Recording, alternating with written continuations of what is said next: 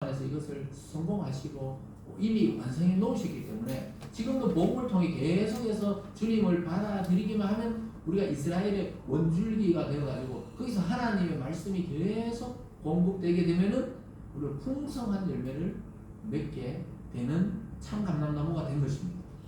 그래서 이방인들에게 하나님 말씀이 들어갔을 때 그들은 목숨을 걸고 말씀을 믿었고 열매를 맺었습니다.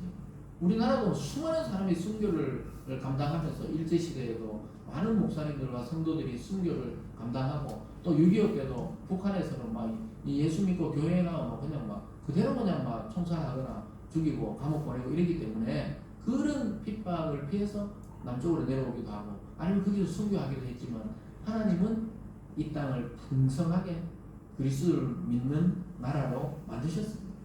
그래서 지금 우리에게까지 이제 이 진액이 흘러 들어오고 있는 것입니다. 여러분, 우리가 그리스도 안에서 참 이스라엘이 되어서 하나님의 말씀을 잘 진액을 흡수하면 어떻게 됩니까? 우리가 예수님처럼 그런 아름다운 이 성화되어서 변화되어서 아름다운 열매를 맺는 인생이 되는 것입니다. 그래서 사탄의 종노릇과 이 사탄의 자녀에서 완전히 하나님의 자녀와 또 하늘나라의 시민으로 살아가게 되는 그런 지점에 우리가 와 있는다는 사실을 깨닫기를 바랍니다. 그래서 이 세상의 진액들, 우리가 예전에는 미신과 우상과 내 마음대로 하고 싶은 그런 정욕과 그런 진액을 받아먹고 살던 우리들이 이제는 맛이 달라졌어요. 여러분, 이 가지가 다른 나무에 붙으면 그 열리는 과일이 달라지잖아요. 저와 여러분의 인생의 과일이 달라요. 그 사람들이 너 참 많이 변했다. 옛날 같지 않네. 이게 정상입니다. 예수님 믿고 세월이 가면서 점점 변화되면서 다른 맛이 나는 거예요. 남을 이해하게 되고 관용하게 되고 또 어떤 그 불의에 대해서는 참지 않게 되고 또 어떤 것에 대해서는 참게 되고 내 손해에 대해서는 그냥 그럴 수도 있지 하고 또 남이 손해보지 않도록 우리가 계속해서 보존해주고 이런 삶으로 점점 변화되는 것이 그런 작은 변화가 이 뿌리가 바뀌었다는 증거입니다. 그래서 이제는 다른 사람에게 소망을 주는 사람이 되고 또 희망을 주는 사람이 되고 기쁨을 주는 그러한 사람이 된 것입니다. 그것이 바로 복음의 능력입니다. 그래서 참 감람나무는 쫓구침이 되었기 때문에 부지런히 이 진액을 받아들여야 돼요. 만약에 그게 중단되면 가지가 썩어버리거든요. 저와 여러분은 부지런히 말씀을 듣고 우리 속사람을 말씀으로 채워야 이 변화가 되는 것입니다. 그래서 우리는 과거에 돌나무, 감람나무에서 이제 분리되었습니다. 여러분, 분리되었어요. 다시 돌아가려고 해도 돌아갈 수 없습니다. 여러분, 가지가 한번 뚝 떨어지면은 다시 그 나무에 돌아갈 수 없어요. 주인이 붙여주지 않는 이상 뚝 떨어져서 다른 데 딱 붙여놨단 말이에요. 그럼 거기에 딱 적응하고 거기에 그것을 잘 빨아들여 가지고 멋진 열매를 맺는 것이 우리의 본분입니다. 그래서 우리는 분리되었다는 사실을 깨달아야 돼요. 이 과거의 관습에서, 과거의 집안의 풍습에서, 또는 잘못된 어떤 그 선배나 그 조상들의 그러한 사상에서 분리되었다는 겁니다.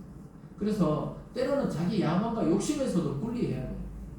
그래서 우리가 예수님 믿으면서도 옛날과 똑같은 방식을 고집한다면 아직 진액이 덜 올라와요. 진액이. 네?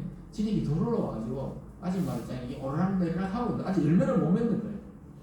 그래서 가지는 뿌리로부터 오는 진액이 중요합니다. 진액을 계속 잘 빨아들여야 제대로 된 열매를 맺을 수가 있습니다. 하나님께서 우리에게 바라시는 것은 위대하고 막 거대한 숲이 되어가지고 막 거대한 나무가 되라는 것이 아니에요. 우리의 이 가지임을 알고 나무에 잘 붙어 있으라는 거예요. 붙어 있기만 하면 어떻게 돼요? 반드시 언젠가 열매를 맺게 된다는 거예요. 떨어지면 어떻게 됩니까? 농부가 주워다가 예수님 비유에서구나 그 농부가 주워다가 불쏘시개로 던져버려요. 그래서 우리가 하나님께 딱 붙어 있어야 돼요. 밀착해서 붙어 있는 것이 중요합니다. 그래서 하나님 우리에게 바라시는 것은 나무에 잘 붙어서 진액을 빨아들여서 마지막에 좋은 열매를 맺기를 원하시는 것입니다. 그 열매로 아까 뭐라 그랬어요? 기름을 짜가지고 이 왕과 제사장들에게 막 사용되는 이 말이 가치 있는 그러한 인생으로 변화되는 거예요. 저와 여러분 모두 그러한 하나님이 아름답고 아끼시는 그런 좋은 열매 되시기를 바랍니다. 오늘 마지막으로 아까 말씀드렸듯이 그럼 이 돌감나무에다가 접붙임을 당한 우리들이 주의해야 될 것은 무엇이냐? 주의해야 될 것은 딱 하나, 교만하지만 않으면 하나님이 계속 축복과 좋은 진행을 주신다고 이야기하고 있습니다. 당부가 뭡니까? 교만해서 이스라엘이 하나님께 버려졌듯이 이방인이었던 우리가 이렇게 적부심 당해 구원받았으면 교만하지만 않으면 절대 버려지지 않고 아름다운 열매 맺는다고 그래요. 20절과 21절입니다. 옳도다. 그들은 믿지 아니함으로 꺾이고 너는 믿음으로 섰느니라. 높은 마음을 품지 말고 도리어 두려워하라. 하나님이 원가지들도 아끼지 아니하셨은즉 너도 아끼지 아니하시리라. 그렇게 말씀하잖아요. 높은 마음을 품지 말고 도리어 하나님을 두려워하라. 이건 단순하게 겁을 내라는 게 아니에요. 우리가 부모님들이 어릴 때 자녀들이 보면은 막 친구같이 지내가다가도 아버지가 막 엄하게, 어머니가 막 어떨 때는 막 화가 나서 엄하게 말하면 두렵잖아요. 그런 걸 말합니다. 부모로서의 그 존재 자체가 때로는 사랑이지만 때로는 우리가 잘못했을 때는 엄격하잖아요. 하나님이 그런 거예요. 하나님을 우리가 교만하면 하나님이 엄청나게 두려운 분이 돼요. 근데 우리가 뭐 늘 말씀대로 순종하고 이러면 하나님은 엄청 사랑스러운 부모님으로서 우리를 돌보게 됩니다. 그래서 교만하지 말고 도리어 두려워하라. 그러니까 우리가 하나님 자리에 다 갈락하는 게 이게 교만이거든요. 그래서 아담과 하와가 왜 타락했어요? 하나님과 그렇게 동산에서 즐겁게 모든 열매와 과실들과 이 세상을 다스리면서 행복하게 살다가 그 뱀의 유혹이 딱 들어오면서 어떻게 됩니까? 교만이 딱 올라오는 거예요. 하나님과 같이 되어라. 그러니까 어떻게 돼요? 하나님이 이래 안 되겠다. 영원히 이래 살면 안 된다. 죄를 가지고 영원히 사는 건 그거는 오히려 불행한 거다. 이래서 죽음을 주고 추방을 하고 오히려 하나님이 다시 생명나무를 보존하심으로 살아나게 하셨습니다. 그래서 아담과 하와가 뭐 지옥 갔나? 이렇게 하는데 지옥 갔다고 보지 않습니다. 무슨 말인지 아시겠죠? 우리가 다윗과 또 그 사울 왕을 비교할 때가 많은데 사울도 무조건 지옥 갔다 이렇게 해석하지는 않아요. 근데 가룟 유다는 모든 해석에서 모든 학자들이 전부 가룟 유다는 지옥을 갔다고 그렇게 해석합니다. 그래서 이게 굉장히 어려운 문제입니다. 어쨌든 여러분께서도 하나님의 말씀이 재미없게 느껴지고 갑자기 지루해지고 세상 것들은 좋아 보이고 돈이 좋아 보이고 학벌이 좋아 보이고 명예가 좋아 보이고 권력이 좋아 보이고 외모, 건버스 그 조건을 맞추는 것을 좋아 보이기 시작하면 어떻게 됩니까? 아, 내가 맛이 가고 있구나. 이걸 다 눈치채야 돼요. 그래서 하나님의 말씀보다 하나님 예배드리는 시간보다 하나님을 찬양하는 시간보다 내가 다른 거에 더 집중하고 있다면 하나님 그 기뻐하지 않는 열매는 그걸 자기 스스로 이제 진단해야 돼. 하나님이 나타나서 아니다, 맞다 이렇게 이야기하지 않거든요. 사투리로 아니다, 기다. 서울 가서 기다가 뭐가 기단 말이죠. 기단 말을 몰라요. 아니다, 맞다 이러는데 하나님 옆에 나타나서 그러지 않아요. 하나님은 설교나 또 여러분이 성경을 묵상하면 때 성령의 그 영감을 통해 말씀하십니다. 자기가 아닌 거 알아요. 이 길이 아니구나. 이렇게까지 내가 지금 하나님을 무시해서는 안 되겠구나. 이거를 아는 거예요. 그러면 그걸 딱 끊어내면 됩니다. 그런데 바울은 이 교만의 문제를 왜 이야기합니까? 이 교만이라는 것은 잘 들어보세요. 이 교만하다는 게 우리가 뭐 남들 앞에 막 이걸 나서는 게 아니에요. 자기 자신을 알아요. 교만한 것이 무엇이냐. 모든 것이 자기 뜻대로 되어야 직성이 풀리는 게 이게 교만합니다. 하나도 있잖아요. 자기 뜻대로 안 되어서는 안 된다 이렇게 생각하는 게 교만합니다. 우리가 왜 정치인들이나 요즘 TV에서 뭐 청문회도 하고 막 여야가 다투잖아요. 우리가 볼 때 다 똑같다 막 이러잖아요. 맞아요, 똑같아요. 왜냐? 거기서 보면 막 이 논쟁할 때 보면은 우리가 알잖아요. 국민은 다 알아요. 왜 저렇게 교만해 보이노 정도. 자기가 막 뭔가가 된 것처럼 위원장이 되면 막 이야기하고 저 사람이 저런 사람이었나? 막 이럴 정도로 무슨 왕도 아니고 말이죠. 그냥 그 법을 만들어가 국민을 위해서 편안하게 해야 되는데 하는 그 꼴을 보면 전부 어른들이 뭐라 그래요? 혀를 찬단 말이 뭐죠? 교만하다. 그게 교만이에요. 자기 생각에 1%도 양보 안 하는 거예요. 맞다는 거예요. 그러니까 여야가 부딪히는 거예요. 그게 그들만 그런 게 아니고 우리 자신이 그렇다는 겁니다. 하나님 앞에서.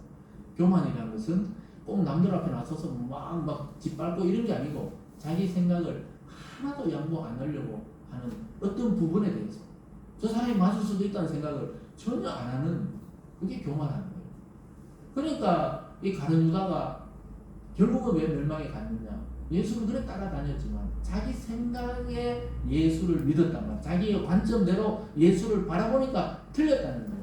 예수님이 막 예루살렘 가가지고 그 로마의 군인들 다 죽이고 로마 황제 죽이고 왕으로 딱 등극할 줄 알았어요. 가룟 유다는. 근데 자꾸 예루살렘 가면 십자가 지고 나는 3일 만에 부활하고 이러니까 우리도 죽겠구나 싶어가 얼른 팔아버렸어요. 머리가 너무 좋으니까. 여러분 세상에 머리 좋은 사람이 세상에 피해를 끼치지 머리 나쁜 뭐 죄송합니다. 저 같은 우리 같은 사람들은 세상에 큰 영향을 안 줘요. 악한 일도 선한 일도. 근데 이 세상에 정말 큰 일을 끼쳤던 사람 전부 머리 좋은 사람들이 전부 사람을 많이 죽이고 그렇잖아요. 전쟁이라는 게 공식적인 살인이잖아요. 국가에 머리 좋은 사람들이 그런 일을 일으킨다니까요.